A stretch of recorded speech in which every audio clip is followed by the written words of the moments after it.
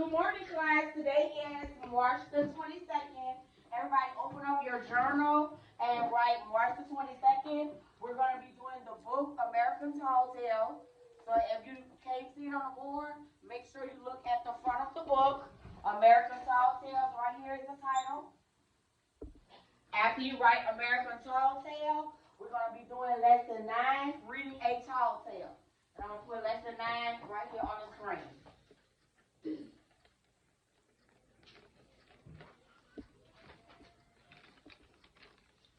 So there you go. I'm gonna give you like 1 minute. Give me a thumbs up whenever you're done. All right, we're waiting on one more person. And everybody have their dates. Everybody have the book. And everybody have lesson 9, reading a tall tale. All right, everybody done. So everybody should be on page 3 for us to get started. All right. We're gonna review. We read a folk tale from Native Americans and learned about summarizing, setting, and theme. Okay, Blake, you're going to be my timekeeper. So write on your journal 9:07. 9:07. And make sure you let me know when it's 9:07, please. All right. So we read a folk tale from Native Americans and learned about summarizing, setting, and a theme. Everybody remember about summarizing, right? So we're going to read a story and then we're going to summarize it, paraphrase. Are we going to do the major parts or the minor parts? Major parts. That's very good. What about the setting? Everybody remember a setting, right? Setting can be time. Setting can be location. So, okay, when, where, why, how, all that. All right. So what about this morning?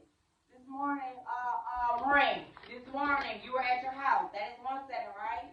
Okay, then now you came to school. That's another setting. You went to the cafeteria. That's another setting. And now you're in the class. That's another setting. So the setting can change within one day.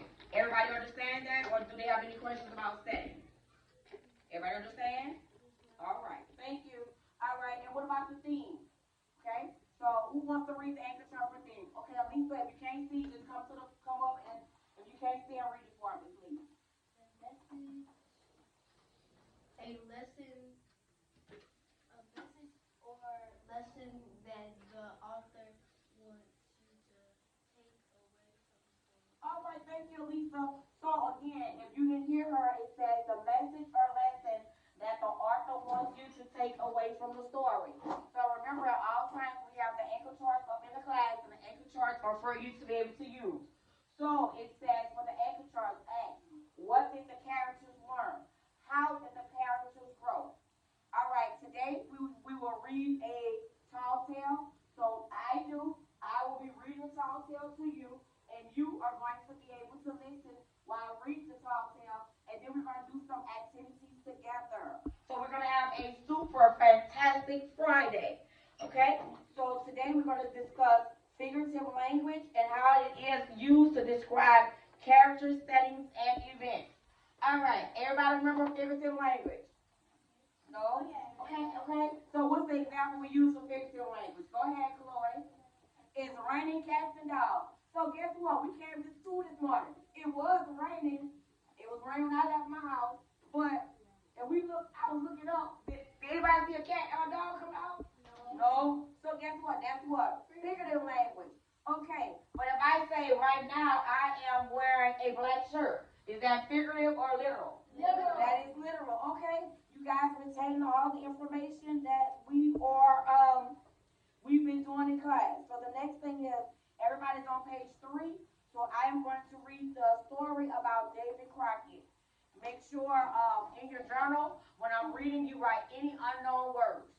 So again, just to make sure everybody have their dates in their journal, the book, and lesson 9. So again, when I am reading, make sure you write any unknown words, okay? So that's going to help us with our context clues. Anybody have any questions before we get started? All right, so right now it says I have 15 minutes to read. So let's see if I'll be able to do it in these 15 minutes, okay? All right, so follow along as I read Davy Crockett aloud. Is everybody on page 3? All right. Davy Crockett Notes of the story. The real David Crockett was a backwoodsman man born in the mountains of Tennessee in 1786. At that time, the settlers in the backwoods of Tennessee and Kentucky lived rugged lives devoted to hunting, trapping, clearing the land, and building homesteads. When Davy ran for Congress in 1827, he became famous for satirizing the difficult lives of these frontier men and women. He gained future legendary status after he died at the Alamo in 1836, fighting for Texas in its struggle for independence from Mexico. Following Davis Crockett's death, a series of small paper-bound books were published that contained commonly exaggerated tales and woodcuts about his early life. Called the Davy Crockett Almanac, these books included stories and sayings of the time, and although no one knows who wrote these first American tall tales, they are still celebrated for their wit and storytelling. Newspaper songs, plays, television shows, and films have further expanded the Crockett legend, but the following story is derived mostly from these original almanacs. Everybody have it? All right, let's turn to page 5. Everybody on page 5? All right, we ready to go? Okay. Extraordinary event once occurred in the land of Tennessee. A comet shot out of the sky like a ball of foxfire, but when the comet hit the top of a Tennessee mountain, a baby boy tumbled off and landed upright on his feet. His name was Davy Crockett. That's the same Davy who could carry thunder in his fist and play lightning from his fingers. That's the same David who liked to holler, I can slide down the slippery ends of rainbows.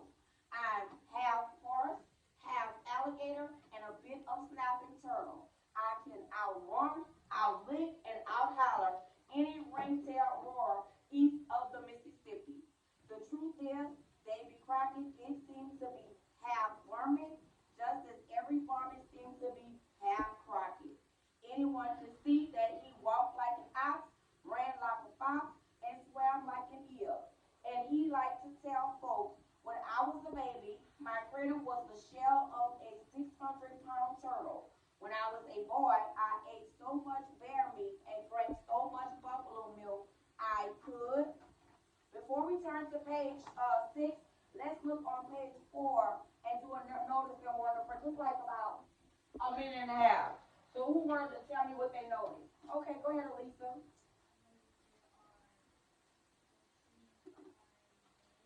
Okay, I noticed some trees behind the man, but what's the man's name? Davy Crockett. And Davy Crockett is the only character that we've talked about so far. Go ahead, Chloe. His eyes are red. Okay? So that's a wonder. But that can be a notice and wonder because we can notice his eyes are red, but we can wonder why his eyes are red. Go ahead, Blake. Okay, David Crockett and the Jaguar is hanging on a tree. Good job with the notice and wonder. Okay, let's go to page 6. Everybody ready for me to start reading? All right. Whip My Way in Wildcat, which was less amazing than you might think because by the time Davy Crockett was 8 years old, he weighed 200 pounds with his shoes off, his feet clean, and his stomach empty. David Crockett loves to brag about the things he could lift from wildcats to grizzly bears. Sometimes, though, his bragging got him into big trouble. Take the time he got caught in a thunderstorm in the middle of the forest, carrying nothing but a stick. After hiding some 10 miles in the rain, he was so hungry he could have wolfed down a hickory stump, roots and all. He began to search through a blight thicket for something good to eat.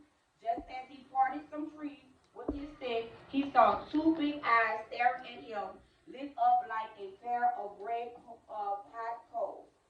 Thinking he'd come across a fun fight and a tasty feast combined, Davy neighed like a horse, then hollered like a screeched owl. Hello there, I'm Davy Crockett, and I'm real hungry, which means bad news to any little warm-blooded, four-legged, squinty-eyed, yellow-bellied creature. Lightning suddenly lit the woods, and Davy got a good look at his dinner. By thunder, he breathed. The hair went up on the back of his neck, and his eyes got as big as dogwood blossoms. Staring back at him was the big eater of the forest, the biggest panther this side of the Mississippi. He was just sitting there with a pile of bones and skulls and all around him like pumpkins in a pumpkin patch. Before Davy could beg the woman's pardon, the panther spit a sea of fry at him, and his teeth began to grind like a 60 horsepower sawmill. Oh, I didn't mean what I just did, said they I just said Davy apologized, backing away slowly. But the panther shot white fire from his eyes and gave 3 or 4 sweeps of his tail as he advanced. Next page, please. Make sure you write down your unknown words so we can go ahead and discuss them. You think you can forgive me for making a little joke, Davy begged, but the panther let out a growl about as loud as 500 boulders crashing down a mountainside. Want to sing a duet? Davy asked, but the panther just growled again and took another step closer. Guess I'm going to have to get serious, Davy said, trying to bluff his way out. The panther stepped forward. Davy crouched down. I'm getting serious now, he warned. But the panther just put his head real low like he was about to leap.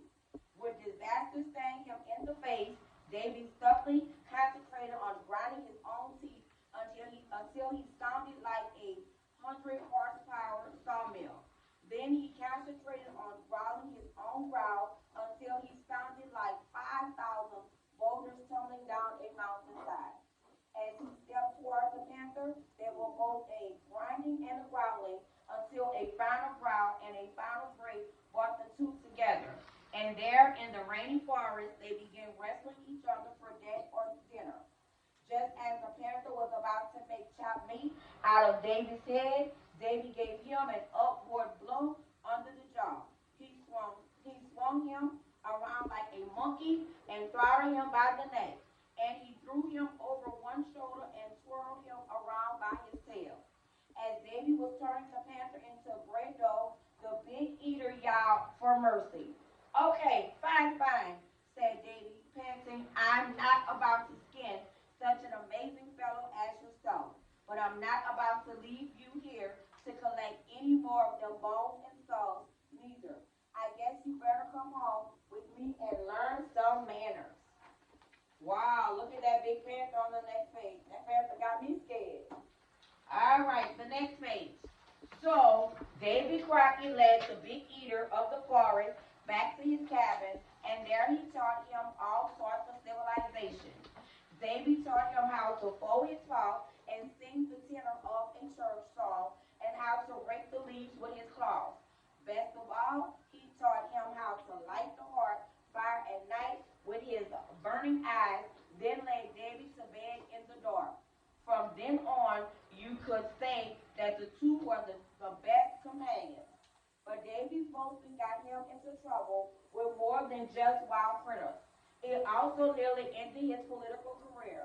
It seemed that one year he figured the Tennessee legislature was in sore need of a fellow with natural sense instead of book learning. And that feller is nobody but me.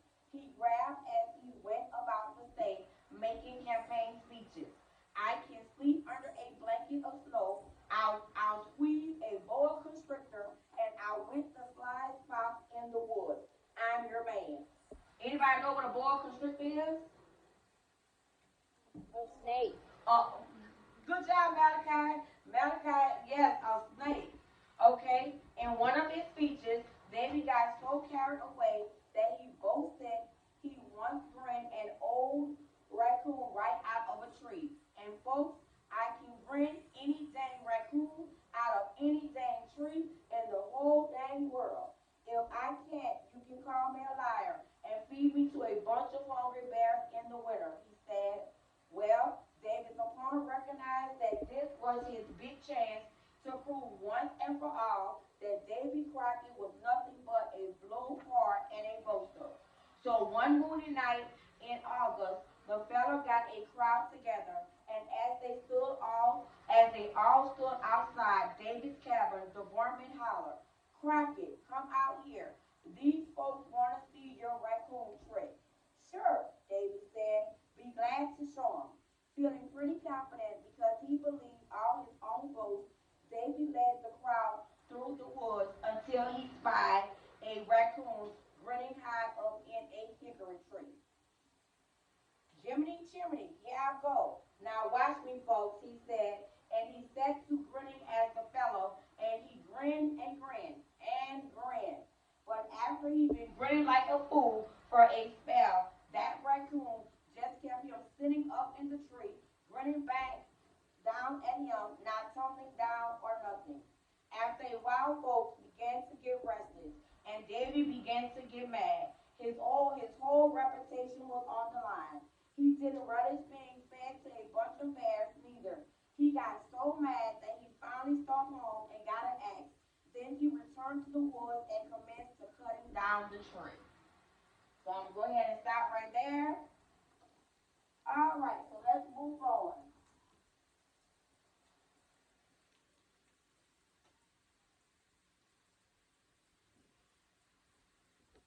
All right, everybody, eyes on me. Okay, the truth is Davy Crockett did seem to be half Barnett, just as every Barnett seems to be half Crockett. Anyone could see that he walked like an ox, ran like a fox, and swam like an eel. What do you think Barnett means? Elisa, what do you think it means? Half of an animal, okay. Claude, what do you think it means? A person that rat, what do you think it means?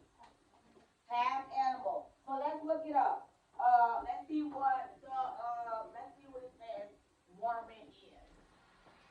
Let's see if anybody was right. Now remember, we have to make sure we use our contact clues.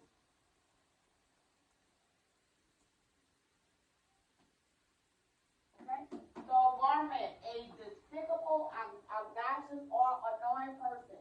So make sure you write that in your journal. Mormon is a despicable, obnoxious, or annoying person.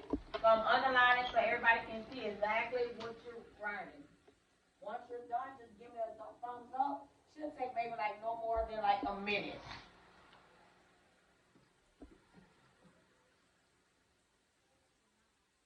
And it's a noun. Thank you, Blake.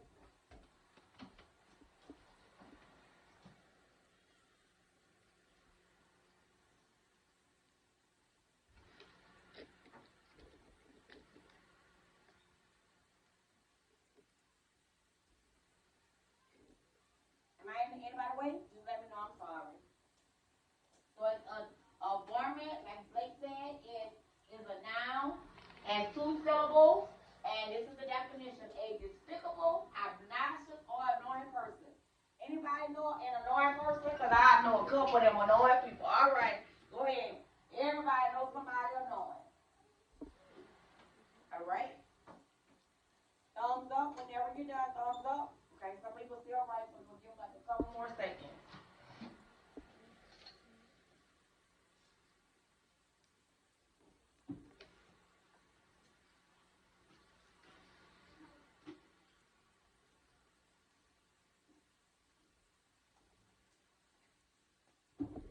All right, thumbs up for everybody. Okay. So next thing is let's work with words. Let's work with words. We learn words every day. The student was on top of the world after getting his report card. On top of the world is a what? On is a what? On is a preferred. On is a preposition. On is a preposition. So what's the prepositional phrase? On top of the On world. top of the world. All right. Some people remember what we was talking about. Okay.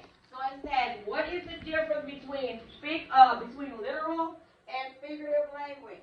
Who wants to come to the board and write what they think the difference is? Blake, you come to the board and just write it in the right area. Go do figurative or whatever one, but make sure you identify it.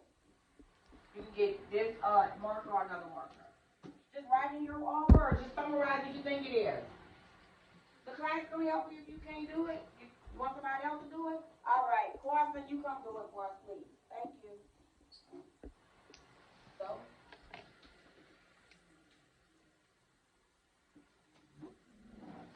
which one you doing first? Literal or figurative? All right, so just write what that figurative language is.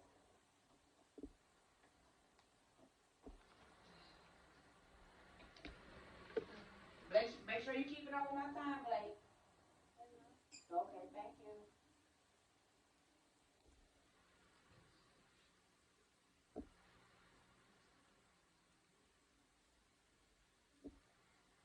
Now, class, make sure you're looking up here. Make sure Blake is right. Carson is right. Grammatic.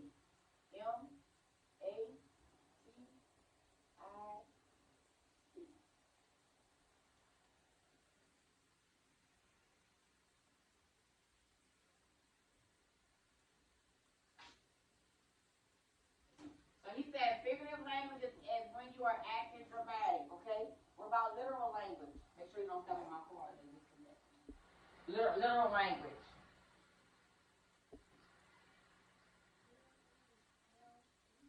It's right here. Literel.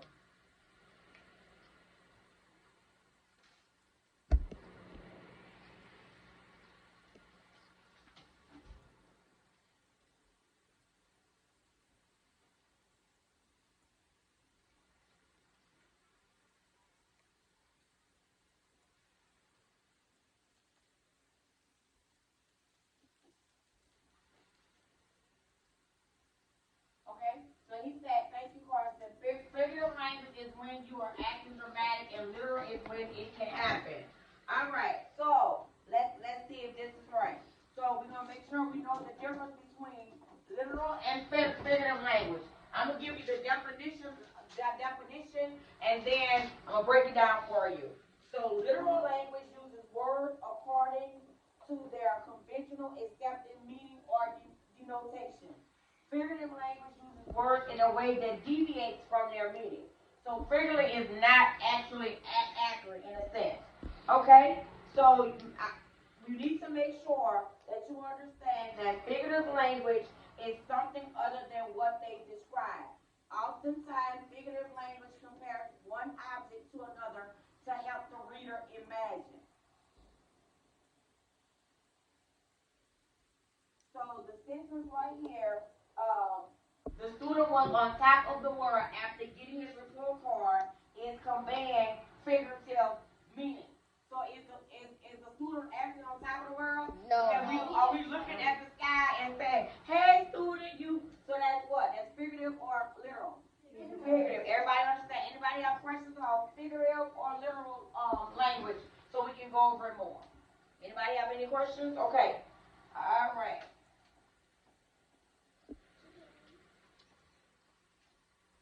All right, let's try this one. Let me erase this. Let's try this one. See if we can see if what is it? The truth is, Davy Crockett did seem to be half varmint, just as every varmint seems to be half Crockett. Anyone could see that he walked like an ox, ran like a fox, and swam like an eel. What is the literal meaning of walk like an ox? Go ahead, Elisa.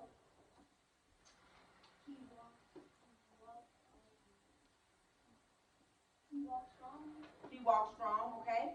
Anybody else? He walks strong. Okay, so let's use this for Davy Crockett. Did Davy Crockett walk strong? No. How do you walk? He walks, okay? So let's say he walks like a fool. But walking like a fool, can it be literal or figurative? Figurative? We can't walk like a fool, but we can call somebody a fool while they're walking, right? Everybody, yes or no? All right. All right. What is the figurative meaning of walk like an ox? Go ahead, Floyd. What is an ox? An ox? Like an ox or fox, they're in the same category. The animal, like a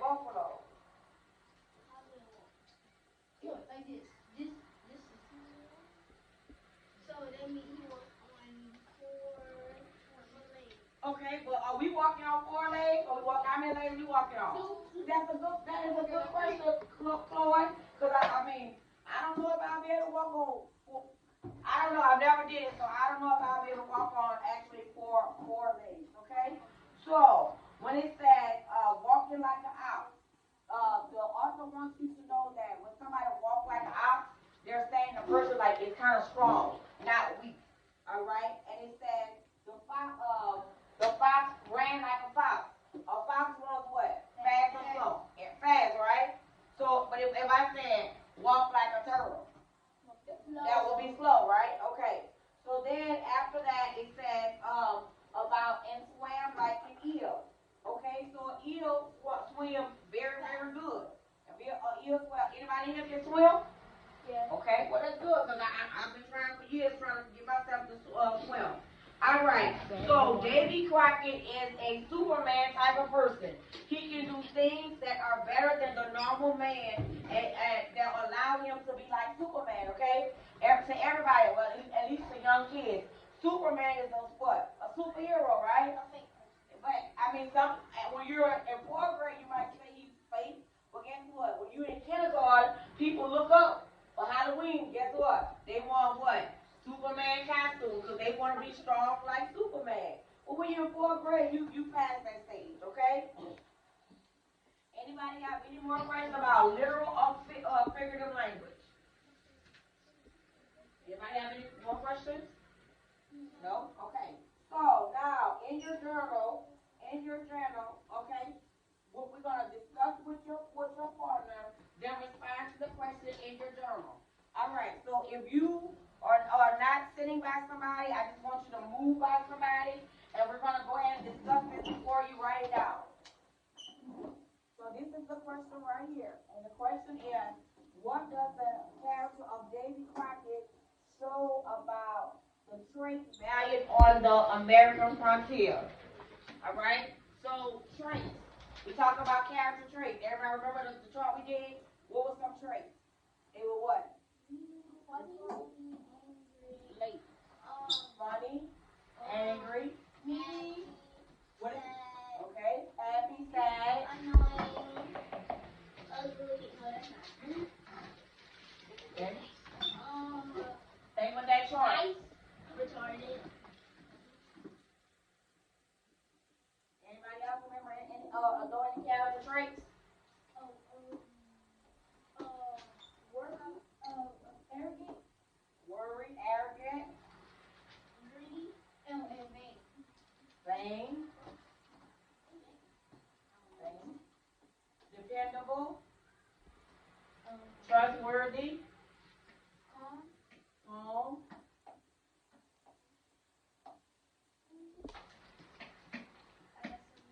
Sad. okay, Smart. smart, okay. All right, so we have a couple enough character traits. Okay, so what does the character Davy Crockett? Everybody know the main character we was talking about, right? Davy Crockett show, which is the verb, about the traits valued on the American frontier. American frontier. When we did this story, what year the story was in? It was in the 18. It started 1786. So was anybody born in 1786? No. I was born in 1900. So this is a long, long time ago. So this is the stuff that happened a long time ago. David Crockett is not a real character, but they're talking about things that happened a long time ago with Davy Crockett. All right. So this is what you have to do. Discuss the question with your partner. Then respond to the question in your reading log. What does the character of Davy Crockett show about the traits of the American frontier? And then you have 5 minutes to go ahead and discuss that with your partner. 5 minutes. So I have until what, 9:12.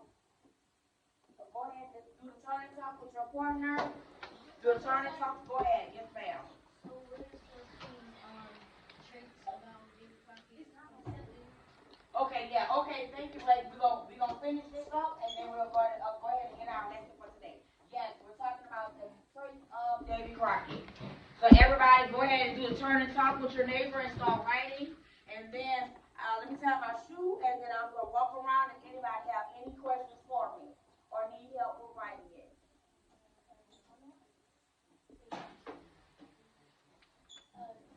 Make sure you have any questions. Make sure you do your talking, your turn and talk with your neighbor.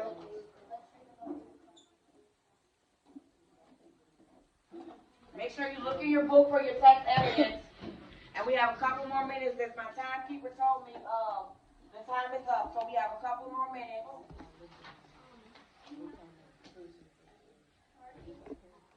Okay, I hear hard-headed, stubborn. Okay, I'm hearing some good traits from you guys. So, but make sure you go back in the text and look for text evidence.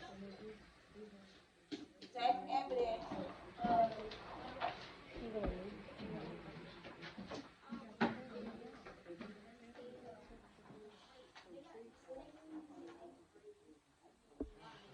Okay, so if you saying you brave, make sure the evidence is in the text. We have to always use our strategies, of our race strategies, and our unwrap. So if you say it, you're gonna have to be able to cite your evidence. So remember that. So again, we have about 4 more minutes. No, okay. Looks like everybody doing a good job with talking and turning, talking, and doing writing their sentences. Look around.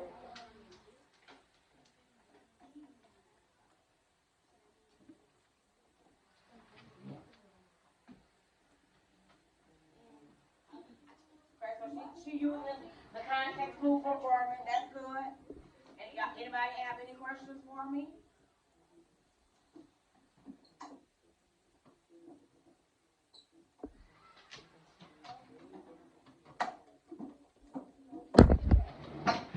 I'm making sure I'm looking at the time. Yeah, we're gonna wrap it up. About 3 more minutes.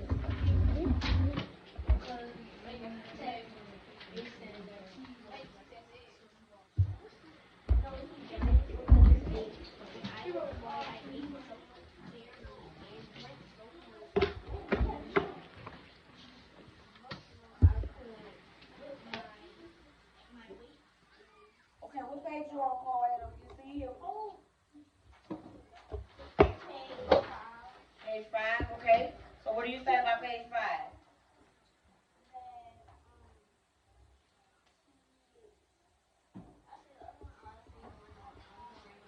Whichever one is fine.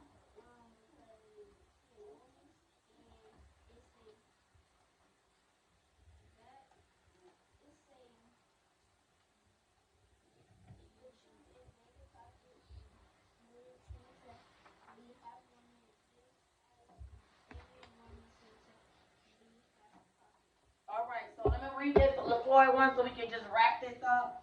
She said, the truth is, Davy Crockett didn't seem to be half Gorman, just as every Gorman seems to be half Crockett.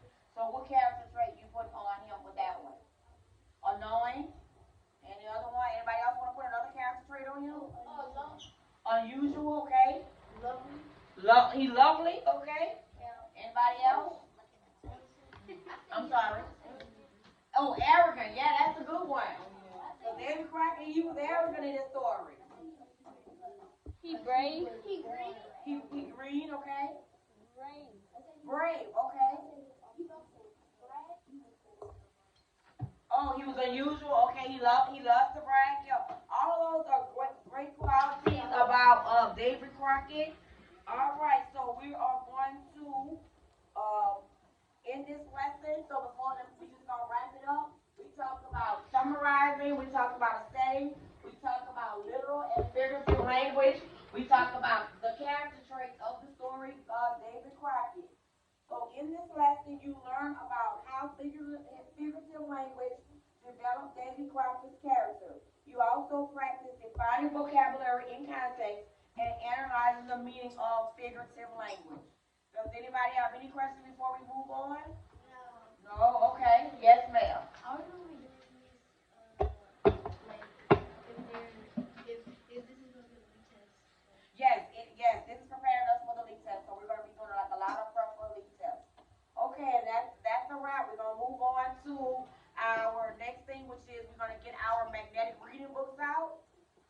So everybody just get up and get your magnetic reading book.